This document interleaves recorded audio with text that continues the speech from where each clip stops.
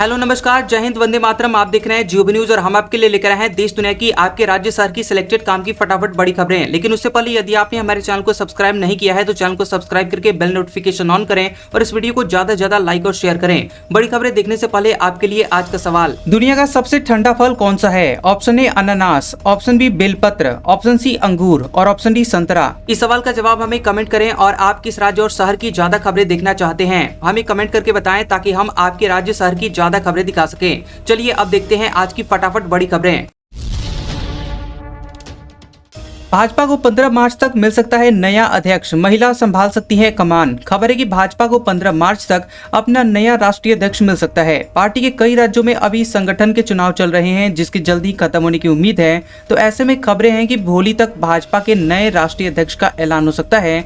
बता दें कि राज्य इकाइयों के चुनाव जनवरी तक पूरे होने थे, लेकिन दिल्ली विधानसभा चुनाव की वजह से इसमें देरी हो गई। भाजपा के संविधान के मुताबिक 50% राज्यों में चुनाव से पहले राष्ट्रीय अध्यक्ष का चुनाव नहीं हो सकता। अब तक भाजपा ने 12 राज्यों में चुनाव पूरे कर लिए हैं और प्रदेश अध्यक्ष के नाम का ऐलान भी कर दिया है। भाजपा 2 से 3 दिन में उत्तर प्रदेश के जिला अध्यक्षों की घोषणा कर सकती है। इसके बाद प्रदेश अध्यक्ष का ऐलान किया जाएगा। अगले 10 से 15 दिन में बचे हुए राज्यों में चुनाव होने की खबरें हैं। रिपोर्ट्स के मुताबिक भाजपा किसी महिला के हाथ में राष्ट्रीय अध्यक्ष की कमान सौंप सकती है। चर्चा है कि दक्षिण भारत से किसी महिला को ये जिम्मेदारी मिल सकती है। दावेदारों में महिला मोर्चा की राष्ट्रीय अध्यक्ष और कोयम्बटूर विधायक वनथी श्रीनिवासन और आंध्र प्रदेश भाजपा अध्यक्ष दुग्गबाती पुरंदेश्वरी का नाम चर्चा में है। पुरंदेश्वरी 2014 में कांग्रेस छोड़कर भाजपा में आई थी। वहीं वनथी हाल ही में कई कार्यक्रमों में गृह मंत्री अमित शाह के साथ नजर आई हैं। उत्तराखंड में बर्फ का पहाड़ धंसने से 8 की जाने गई। कुल 54 लोग फंसे थे। 4 के शव निकाले गए। कल 4 ने इलाज के दौरान दम तोड़ा था।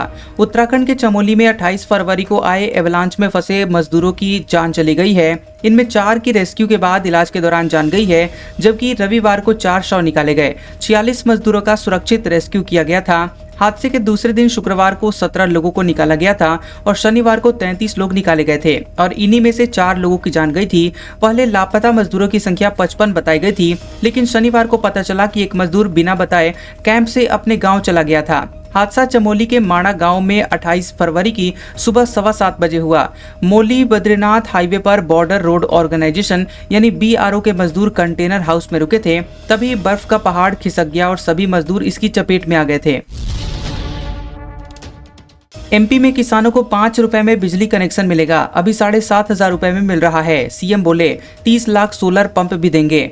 मध्य प्रदेश के किसानों को 5 रुपए में बिजली का स्थायी कनेक्शन मिलेगा। CM डॉक्टर मोहन यादव ने इसका ऐलान किया है। उन्होंने कहा कि ये योजना मध्य क्षेत्र में सबसे पहले लागू की जाएगी। इसके बाद पश्चिम क्षेत्र में विस्तार किया जाएगा। CM डॉक्टर यादव भोपाल में आयोजित किसान सम्मान आभार सम्मेलन में शामिल हुए।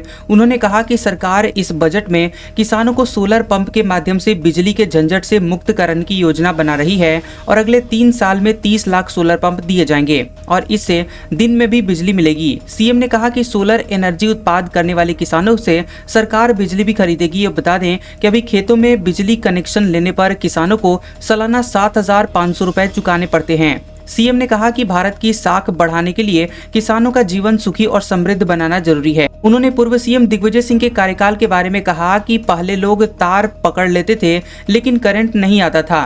पहले गांव में न बिजली थी और न ही सड़कें। मायावती ने भतीजे आकाश को उत्तराधिकारी पद से हटाया। 1 साल में दूसरी बार सभी पद छीने। बोले जीते जी किसी को जिम्मेदारी नहीं दूंगी। खबर है कि बसपा प्रमुख मायावती ने अपने भतीजे आकाश आनंद से सभी जिम्मेदारियां छीन ली हैं। 1 साल में दूसरी बार आकाश आनंद को उत्तराधिकारी और नेशनल कोऑर्डिनेटर पद से हटा दिया गया है। उन्होंने कहा कि जीते जी किसी को भी अपना उत्तराधिकारी घोषित नहीं करूंगी। मायावती ने ये ऐलान लखनऊ में बसपा कार्यकर्ताओं के साथ बैठक में किया है। मायावती ने 2 नए नेशनल कोऑर्डिनेटर नियुक्त किए हैं। आकाश के पिता आनंद कुमार और राज्यसभा सांसद रामजी गौतम को जिम्मेदारी सौंपी गई है। बैठक में बसपा के कई राज्यों के प्रदेश अध्यक्ष भी शामिल हुए। आकाश आनंद मीटिंग में नहीं पहुंचे थे। पहले मंच पर 2 कुर्सियां लगाई गई थी, लेकिन बाद में 1 कुर्सी हटा ली गई। मंच पर अकेले मायावती ही बैठी रही। जन्मदिन पर स्टालिन का संकल्प, हिंदी थोपने का विरोध करूंगा। कहा ट्राई लैंग्वेज पॉलिसी के नाम पर क्षेत्रीय भाषाओं को बढ़ावा देना केंद्र सरकार का झूठ। तमिलनाडु के मुख्यमंत्री MK स्टालिन ने अपना 72वां जन्मदिन मनाया। इस मौके पर उन्होंने कहा कि मैं जन्मदिन पर संकल्प लेता हूं कि हिंदी भाषा को थोपने का विरोध करूंगा। केंद्र सरकार क्षेत्रीय भाषाओं को बढ़ावा देने के नाम पर ट्राई लैंग्वेज पॉलिसी लागू कर रही है और असल में ये पॉलिसी गैर हिंदी भाषी राज्यों में हिंदी थोपने की साजिश है। स्टालिन ने पंजाब और तेलंगाना की सराहना की कि उन्होंने स्कूलों में पंजाबी और तेलुगु को अनिवार्य किया है। इसके साथ ही कहा कि दोनों राज्यों ने यहाँ केंद्र की बीजेपी सरकार के इस झूठ को उजागर किया है कि न्यू एजुकेशन पॉलिसी के तहत ट्राई लैंग्वेज पॉलिसी को क्षेत्रीय भाषाओं को बढ़ावा देने और फैलाने के लिए लागू किया जा रहा है। स्टालिन ने कहा कि पंजाब और तेलंगाना सरकारों की घोषणा ने यह स्पष्ट कर दिया है कि यह अपनी प्रमुख भाषाओं की पहचान करने और केंद्र सरकार के जाल में फंसने से बचने का तरीका है। तमिलनाडु की तरह ही हर राज्य को अपनी मातृभाषा बचाने के लिए ऐसा करना चाहिए। तेलंगाना टनल हादसा, 8 मजदूरों के रेस्क्यू का 9वां दिन। भाजपा बोली मौजूदा और पहले की सरकारों की लापरवाही से हुआ सुरंग हादसा।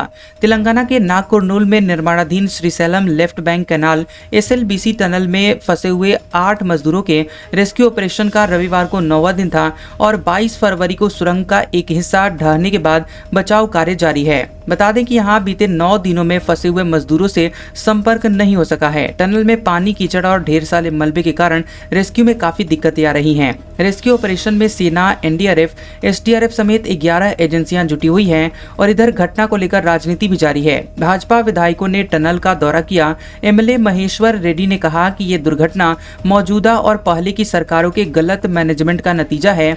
लापरवाही के कारण ये आपदा आई है। भाजपा विधायक पायल शंकर ने कहा कि प्रधानमंत्री नरेंद्र मोदी टनल की घटना पर नजर बनाए हुए हैं। सभी जरूरी सहायता मुहैया करवाई गई है और हमें उम्मीद है कि अंदर फंसे हुए 8 लोग सुरक्षित बाहर निकल आएंगे। तेलंगाना की मुख्य सचिव शांति कुमारी, मंत्री उत्तम कुमार रेड्डी और मंत्री जुपल्ली कृष्ण राव ने सुरंग का दौरा किया था।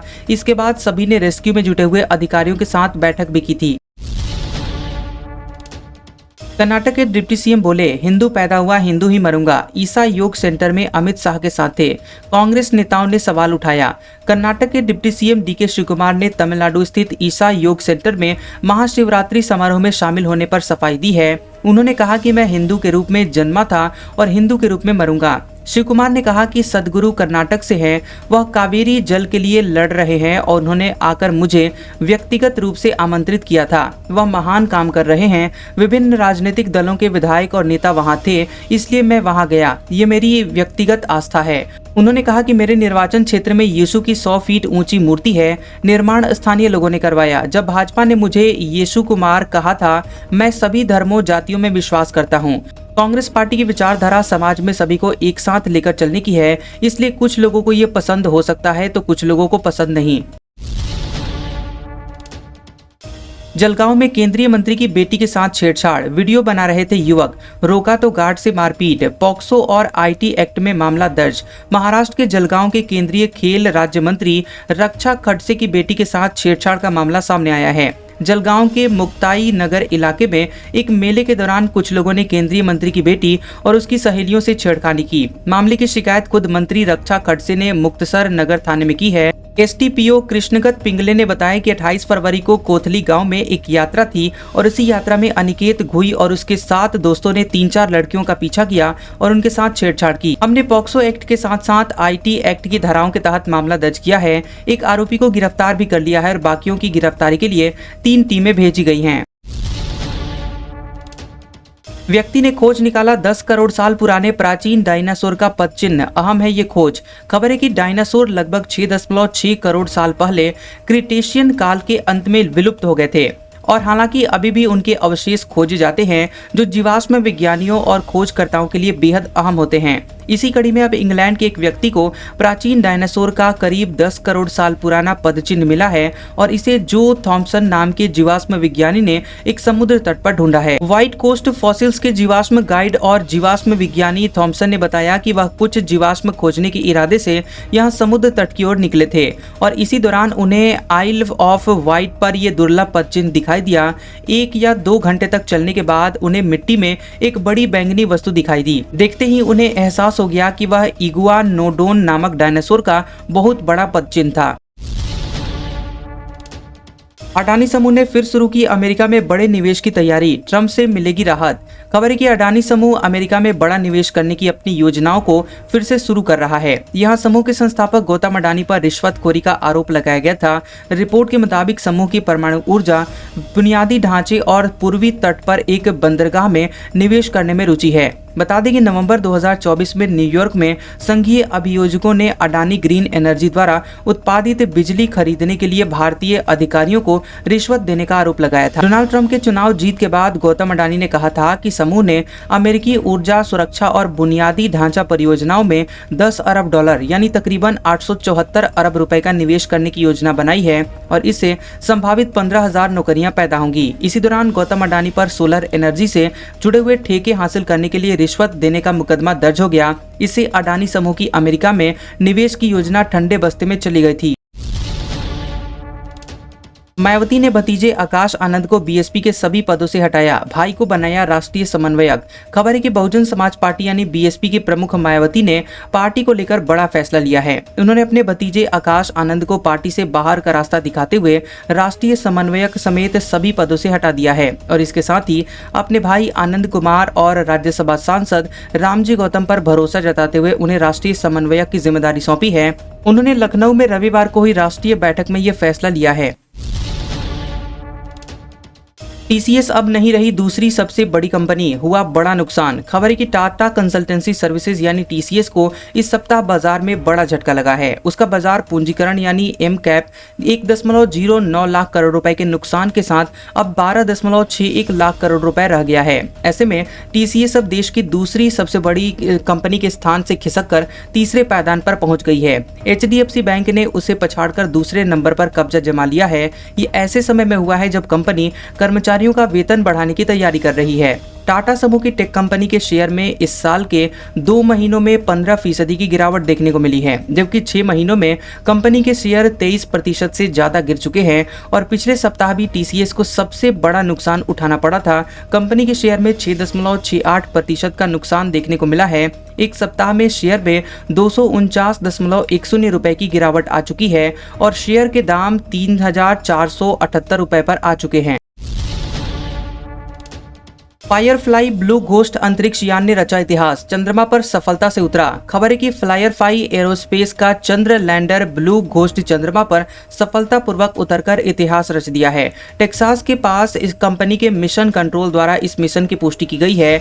ब्लू घोस्ट मिशन ने 2 मार्च सुबह चंद्रमा की धरातल पर उतरने के प्रयास में सफलता हासिल की है, जो चंद्रमा पर सॉफ्ट लैंडिंग करने वाला दूसरा निजी अंतरिक्ष यान बन गया है। ब्लू घोस्ट लैंडर नासा के लिए चंद्रमा की सतह पर 10 विज्ञान प्रयोगों को अंजाम देगा। लैंडर लगभग 50 मिनट तक किनारे पर रहा और फिर उसने गति कम करने के लिए थ्रस्टर्स को फिर से फायर करना शुरू कर दिया। इसके बाद लक्षित लैंडिंग स्थल मेयर क्रिशियम क्षेत्र के एक ज्वालामुखी बेसिन के ऊपर पहुंच गया। 9 मिनट के बाद ब्लू घोस्ट ने टचडाउन प्रक्रिया के टर्मिनल मार्गदर्शन चरण में प्रवेश करते हुए अपना मुख्य इंजन बंद कर दिया और small reaction control system thruster को फायर करना जारी रखा। इसके बाद सुरक्षित लैंडिंग क्षेत्र चुना।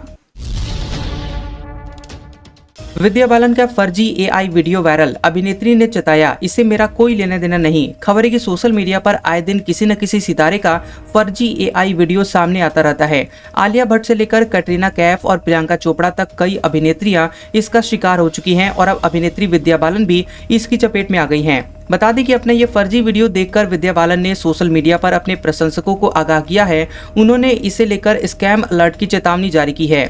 विद्या बालन ने इंस्टाग्राम पर अपना फर्जी एआई वीडियो शेयर किया। उन्होंने स्कैम अलर्ट की चेतावनी देते हुए लिखा कि इस समय सोशल मीडिया और व्हाट्सएप पर कई वीडियोस वायरल हो रहे हैं जिसमें मैं नजर आ रही हूं। हालांकि मैं स्पष्ट करना चाहती हूं कि ये वीडियो एआई जनित और फर्जी है। न तो इसे बनाने में मेरा हाथ और न ही इसके प्रचार को बढ़ावा देती हूं। मैं किसी भी तरह से इसका समर्थन नहीं करती।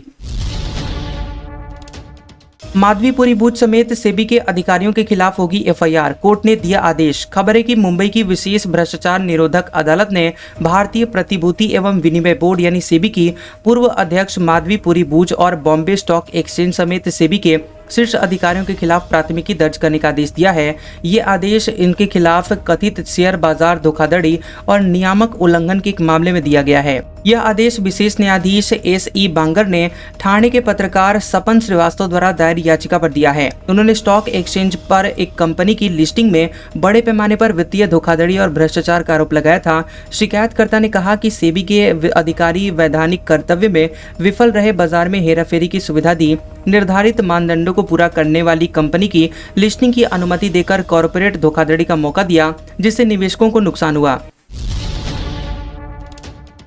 विकास दिव्यकीर्ति पर भड़के संदीप रेड्डी, बोले आईएएस तो कोई भी बन सकता है, फिल्म मेकर नहीं। खबर है कि निर्देशक संदीप रेड्डी वांगा साल 2023 में फिल्म एनिमल लेकर आए थे और दुनिया भर में ताबड़तोड़ कमाई करने वाली उनकी इस फिल्म को खूब आलोचनाओं का सामना भी करना पड़ा था। न सिर्फ आम जनता बल्कि मनोरंजन जगत से जुड़े हुए लोगों ने भी फिल्म को महिला विरोधी बताकर निर्देशक को जमकर खरी-खोटी सुनाई थी। प्रतिष्ठित प्रोफेसर, लेखक और यहाँ सलाहकार विकास दिव्यकीर्ति ने भी एनिमल पर तंज कसा था। अब आखिरकार संदीप ने उनकी बयानबाजी पर चुप्पी तोड़ी है। यूपीएससी सिविल सेवा परीक्षा की तैयारी करवाने वाले दिव्यकीर्ति ने साल 2023 में आई फिल्म 12वीं फेल में काम किया था और पिछले साल एक इंटरव्यू में उन्होंने कहा था कि कई ऐसी फिल्में हैं जैसे एनिमल जो हमारे समाज को 10 साल पीछे ले जाती हैं। ऐसी फिल्में नहीं बननी चाहिए। आपने पैसा कमाया, आपने दिखाया कि आपका हीरो जानवर की तरह व्यवहार करता है और इसमें कुछ सामाजिक मूल्य होना चाहिए या लोग केवल पैसों के लिए काम कर रहे हैं। अब एक पॉडकास्ट में इस पर बात कर संदीप ने कहा कि एक आईएएस अधिकारी हैं जिन्होंने एक गंभीर इंटरव्यू में बोला कि ऐसी फिल्में जैसे एनिमल नहीं बननी चाहिए। जिस तरह से उन्होंने कहा और जिस अंदाज में वो बोल रहे थे, मुझे सच में लगा कि जैसे मैंने कोई अपराध कर लिया है। उन्होंने कहा कि एक तरफ 12वीं फेल जैसी फिल्में बनती हैं और दूसरी तरफ एनिमल जैसी फिल्में जो समाज को पीछे ले जा रही हैं। निर्देशक ने कहा कि मैं बहुत ईमानदारी से कह रहा हूं कि अगर कोई अनावश्यक हमला करेगा तो 100% मुझे गुस्सा आएगा। मुझे लगता है कि वह आईएएस अफसर हैं, उन्होंने इसके लिए पढ़ाई की है। मेरा मानना है कि दिल्ली जाओ और किसी संस्थान में दाखिला ले लो, 2-3 साल अपनी जिंदगी के दे दो और आप आईएएस एग्जाम पास कर सकते हो। किताबों की एक सीमित संख्या होगी, है ना। संदीप कहते हैं कि आप 1500 किताबें पढ़ोगे तो आप आईएएस की परीक्षा पास कर सकते हो, लेकिन मैं आपको लिख कर दे सकता हूं कि ऐसा कोई टीचर या फिर कोई कोर्स नहीं है जो आपको फिल्म मेकर और राइटर बना सके। निर्देशक के मुताबिक आईएएस बनना आसान है, फिल्म मेकर बनना नहीं। अब देखना होगा कि संदीप की इस बात पर दिव्यकीर्ति क्या जवाब देते हैं। वैसे संदीप को उनके इस बयान के लिए कुछ लोग सोशल मीडिया पर ट्रोल भी कर रहे हैं। आज का सुविचार, बहुत ज्यादा खुश होने पर भी आपके पैर हमेशा जमीन पर ही रखें, क्योंकि खुशियां खत्म होने पर जब पुनः आपके पैर जमीन पर पड़ेंगे तो वह आपको बहुत तकलीफ देगी। कैसा लगा ये वीडियो हमें कमेंट सेक्शन में जरूर बताएं। वीडियो पसंद आया हो तो वीडियो को लाइक और शेयर करें और ऐसी इंटरेस्टिंग वीडियोस देखने के लिए हमारे चैनल GOB न्यूज को सब्सक्राइब करें और बेल आइकॉन को दबाएं। और हमारे ओल्ड और लेटेस्ट वीडियोस देखने के लिए हमारे प्लेलिस्ट और कम्युनिटी टैब को जरूर चेक करें। तो मिलते हैं अगले वीडियो में, तब तक के लिए आपका शुक्रिया।